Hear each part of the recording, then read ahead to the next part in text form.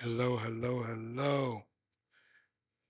Ooh, so I'm not gonna lie, I am not the most excited, I guess you can say, about um, you know, collectively, right? Everybody and all your work concerned. I just had to say it. You know what I'm saying? A couple of you, I'm cool, like we good. Still don't think we got the film reviews good yet, or excellent yet. I'm gonna talk about that a little bit on this one. But, you guys are putting in the work, for the most part. I'm cool with that. If you're behind on this, man, come on, y'all gotta get on top of it. And this is much too easy of a situation to blow it, right? So I'm gonna go ahead and do lecture 5 right now. I'll probably do lecture 6 tomorrow. Um, so, um, certainly you want to follow along and in your study guide, I mean, in your reading packet, right? So there's a price of being a star in Hollywood in the mid 1900s, right? Um, I think over the next 25 minutes or so, I want you to think about a few terms: respectability, integration and assimilation, the idea of tokenism, um, American dream, and public dignity, right? You certainly got some questions you asked that I should be in the reading packet. The idea of invisibility not being the same as freedom. How how does Hollywood cast black characters?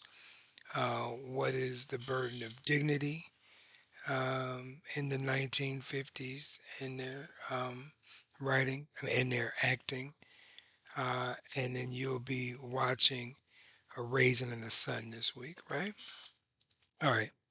So here we are in week 3, and it puts us in the 1950s, okay, in the early pre-civil rights era.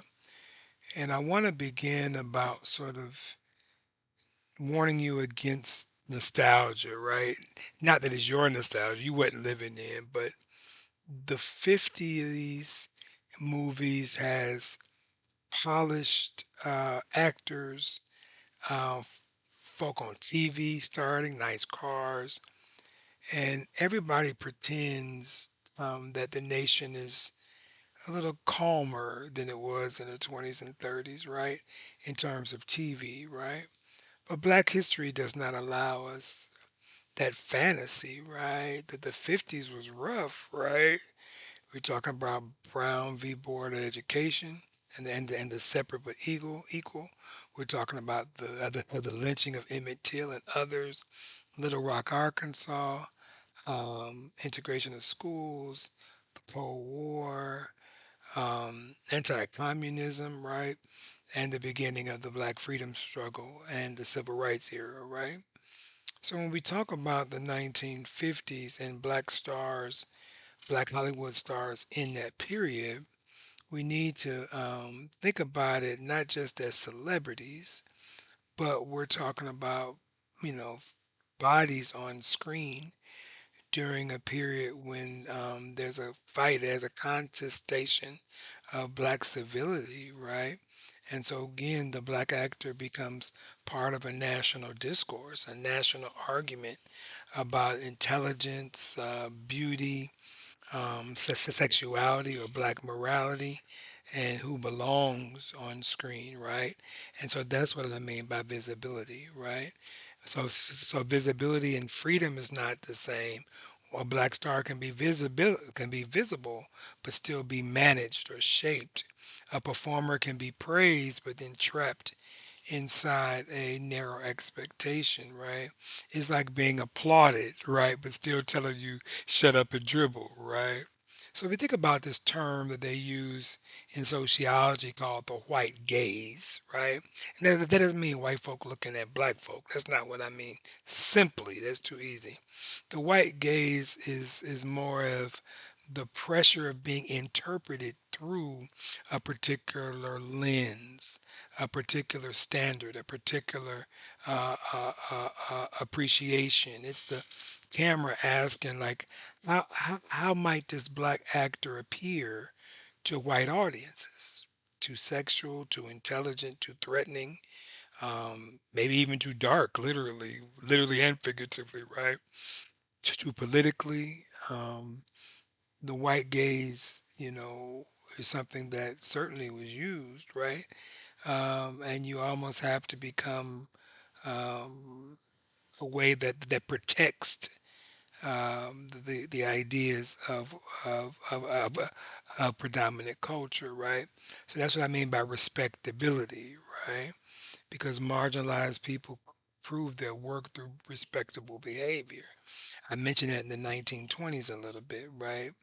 But in the 1950s, I would argue that respectability is both shield and trap, right?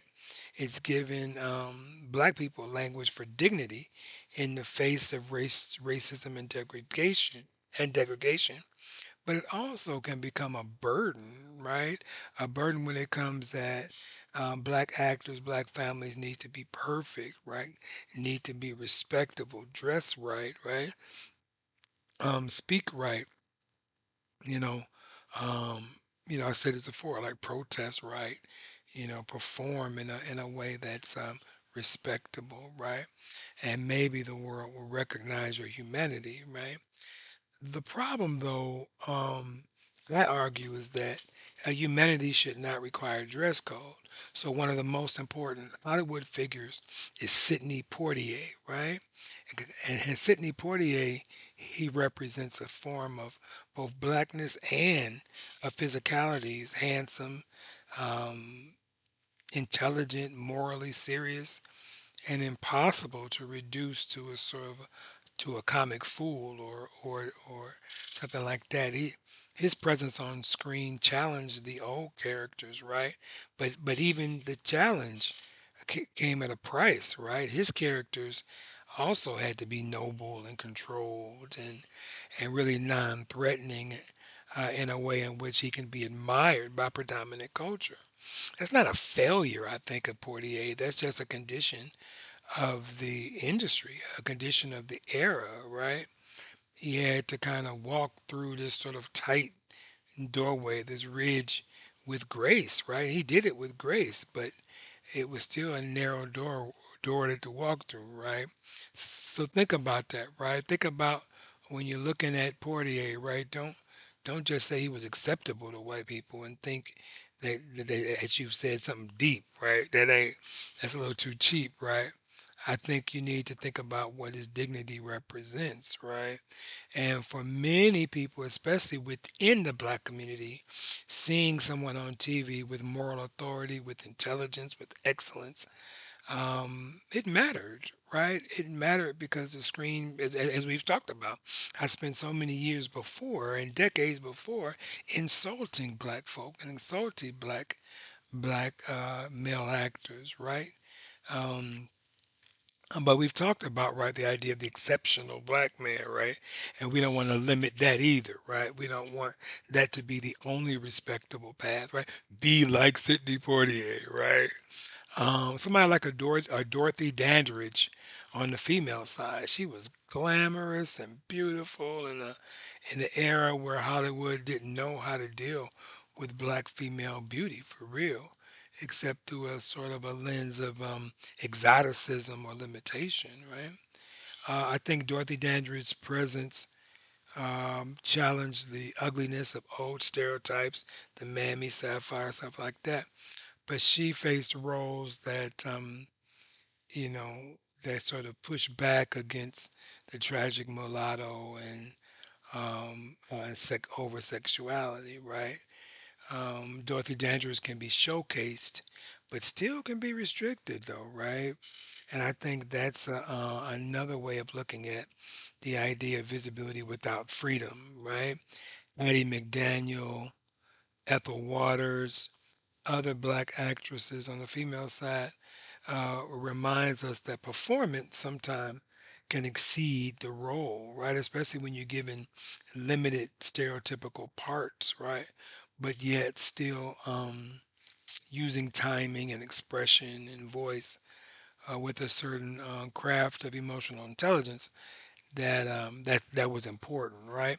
Another way of saying that a role can be written small, but a great performer might be able to kind of hide or even smuggle a human being in it, right? What I mean by smuggle, I mean sometimes you gotta kind of be complex in the characters that the script might not have imagined, right? So think of another term, tokenism, right? Tokenism is when a system includes one or a few people from an excluded group without changing the deeper structure, right? Tokenism loves the phrase that, look, we got one here, right? We got a black star, we got a black professor, we got a black friend, right? We have a black executive in the business, right? We got a black student on campus, right? That's tokenism, right? Tokenism uses visibility as evidence that the system must be fair because we got one, right? And so we have to think about what black visibility means in the face of tokenism, right? The presence of black faces don't necessarily mean that the politics of the image, the sociology of the image has changed, right? Clearly Hollywood can maintain white control over a story and still let alone financing and all that kind of stuff and distribution while still kind of suppressing black humanity, right? Um, so the term integration, right? Integration is the sort of the moving into the entree into spaces in which previously folk didn't belong or wasn't allowed. Whether you're talking about neighborhoods and housing, schools, churches, sports leagues, universities, or any public spaces, they all had to be fought to open up to quote unquote integrate, right?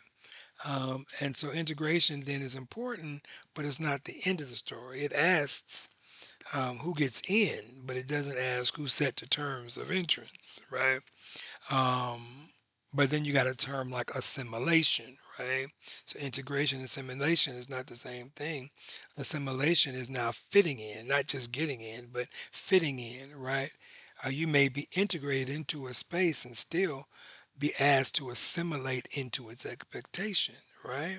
So, you need to, get in where you fit in, right? Not just get in, right? Integration means get in, right? Assimilation means no, fit in when you get in. Don't be doing too much, right? And generally, in a sense of film, Hollywood decide what that means. And so the film you're gonna be watching this week is A Raisin in the Sun. Watch the original one, not the newer one with P Diddy in there, right? Watch the original one, right? Um, it's not really a glamorous movie. It takes place chiefly in an apartment, right?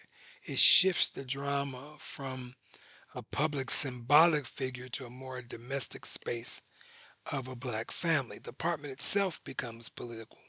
The home becomes its own sort of battleground. The writer of the book, A Raisin in the Sun, that ended up turning into a movie, is written by Lorraine Hansberry, right? And so talking about identity is argument about unpaid bills and identity issues of tired bodies and deferred dreams, right? The American dream promises a sort of idea that hard work can yield security, home ownership, dignity, and a better future.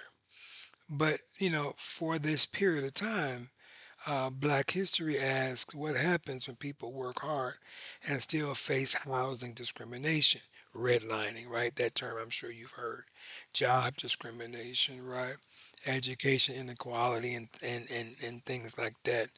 overall exclusion, right? What happens when the dream is sold as universal, the American dream, but access to the dream is racially managed, right? And I think A Raisin in the Sun is an important movie, but I like to teach the book, right? And like, who pays more for the American dream? Who's told to wait for the American dream and be grateful for the little bit that you have, and maybe even being punished for wanting too much. There's a character in there, Walter Younger. Pay attention to Walter, because I don't want you just to be like Walter Lee, just wants money. Like, don't just do that. Walter wants the money to prove something. What is that, right? What is that? So when you're watching this movie, right, what is he trying to gain access to through the money that he's trying to get access to, right?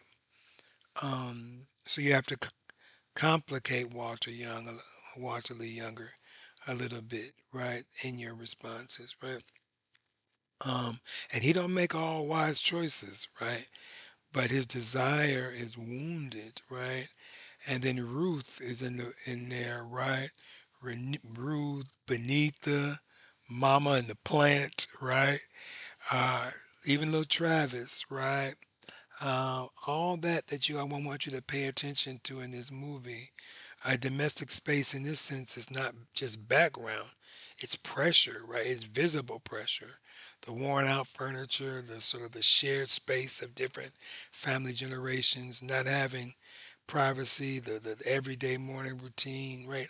All that tells a story of this time in this moment, and a sort of a violent and sort of cramped on the sort of the compression of dreams, right? And so, when you watch the movie, watch the apartment pretty closely, right? I would argue the apartment holds history. It's its own type of character. It holds frustration and love, right? It has generational conflict, but it also, gender conflict, and the overall dream of escape, right? And the fear that to just escape might not be enough, right? This family is poor, but they're just not poor. They're living inside a racialized housing space, right? Um, you're gonna see you're gonna see an interesting type of dynamic when this white family comes into the apartment to talk about racial contracts. In my next lecture, I'll tell you a little bit more about racial contracts and its beginning, its origin here in Springfield, Ohio, with the Ridgewood neighborhood. Right? Again, we're not only popular because of Haitians and the dogs and cats, but historically, Springfield is popular over racial contracts and keeping black folk out of neighborhoods, right? But I digress. So, what is the problem of the 1950s black stars? I think Hollywood liked black dignity when it can be morally uplifting, individual, and controlled, right? I think The Raisin in the Sun gives us dignity, but it also gives us conflict, right? It gives us black people arguing and wanting more and searching for more and loving, but also disappointing. It's like good times before good times, right? If you know that old TV show, which predates your living, but maybe you've seen it on YouTube or something. Um, I think beneath the in here is especially important to pay attention in this movie, right? She challenges assimilation. She challenges gender expectation. She herself is searching for identity and higher education and a sense of historical linkage, right, through an African ancestry, right? Going back to the term from last time, a sense of autonomy, right? And so she create these experiments with hair and ideas and even men, right? She's trying to develop wholly, right?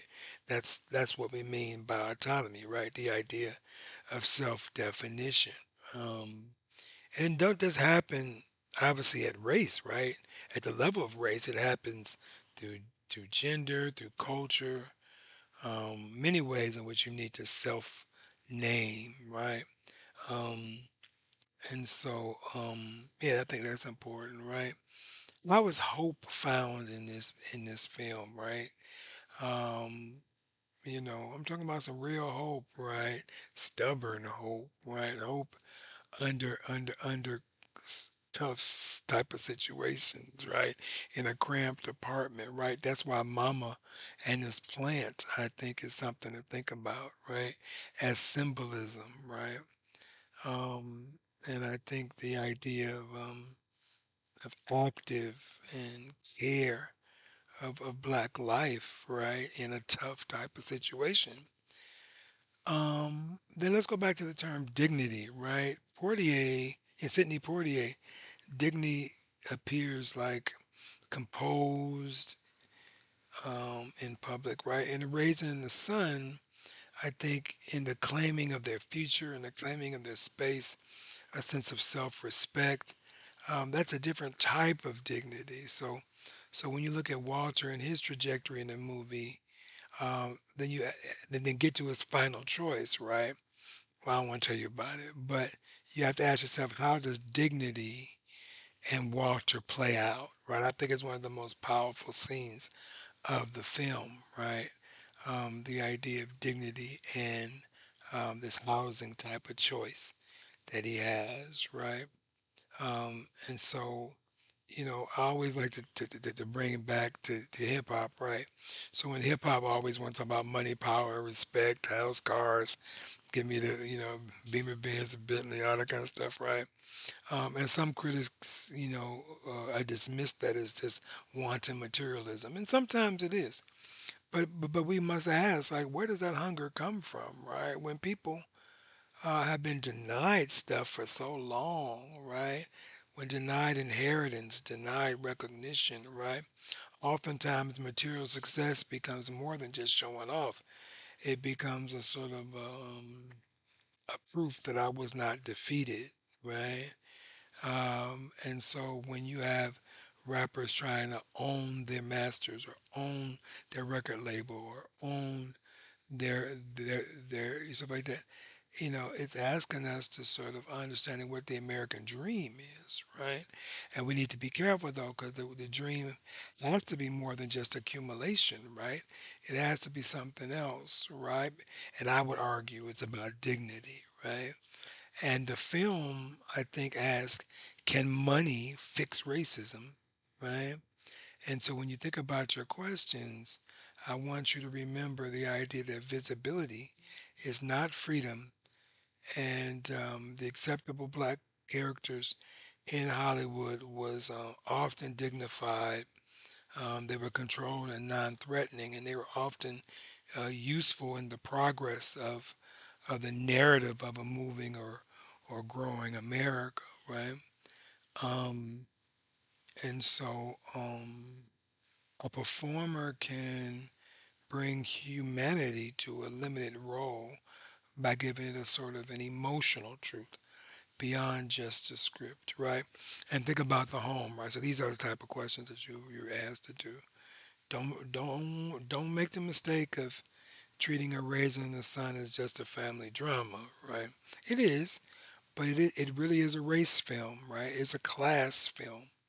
It's a gender film as well, right?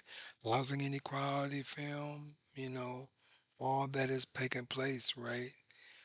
What happens when the American dream knocks on a black family's door and the door it just ain't opening, or it just too many things are just in its way, right? And it comes from the Langston Hughes poem, "What happens to a raisin in the sun? It dries up." And what happens to a dream deferred? It dries up like a raisin in the sun, right? That's where the book came from Lorraine Hansberry, the author, and her liking the old Langston Hughes poem, "A Dream Deferred," right? Um, A Raising the Sun gives us a full, more honest image of Black life. It reminds us that Black identity is not, Black dignity is not always quiet and respectable, right? Sometimes our dignity is an argument, right? It is being tired. It is,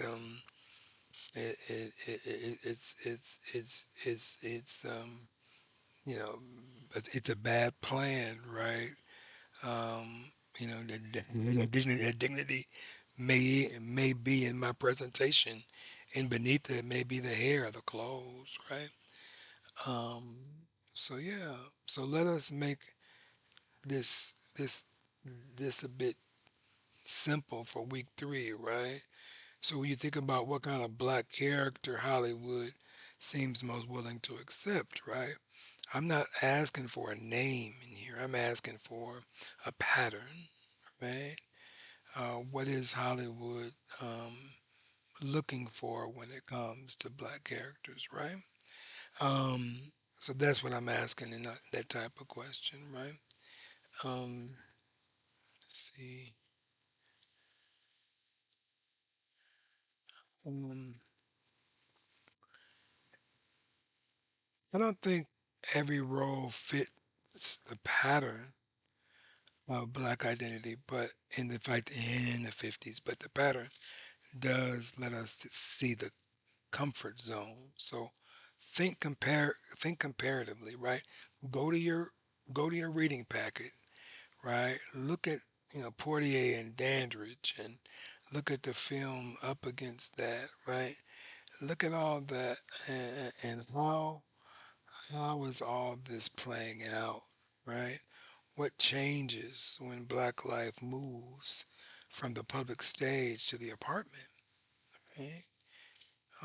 What are the possibilities when the film is less concerned about making black figures less concerned about white audiences and more concerned with the pressure inside black family life, right? And then, of course, the big issue is the American dream, right? Don't treat it as just good or bad, right? It's powerful, right? It's still something we need to question, but it names something, right? It names home, safety, work, dignity, family, right? A sense of future, right? And the ability to rest, right? Um, and so this movie is, like I said, is a race film about dreams. It's not just about dreams. It's about,